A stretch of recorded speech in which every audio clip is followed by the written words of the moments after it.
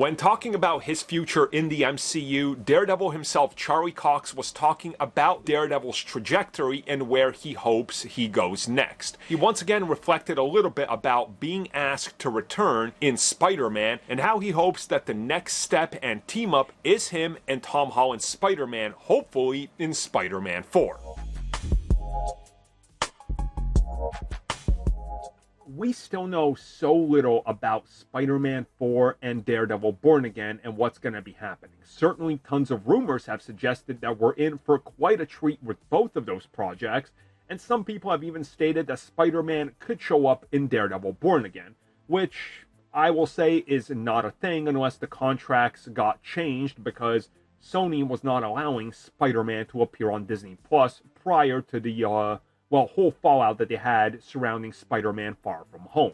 But in regards to a potential future, Charlie Cox was recently talking about this at an expo, and he said, in terms of what he wants is that Spider-Man crossover, because he returned in Spider-Man, and this made it real, and he hopes that that was the first step in Spider-Man and Daredevil actually teaming up on film.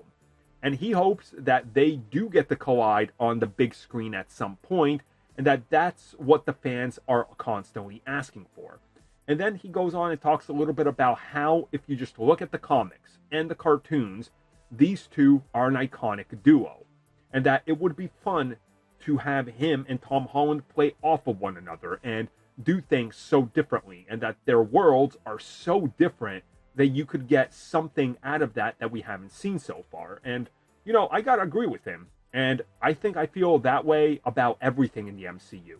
Sure, Daredevil and the Netflix stuff was all in the MCU, but Marvel Entertainment, the TV side division, didn't want to play with Marvel Studios, so crossovers weren't allowed.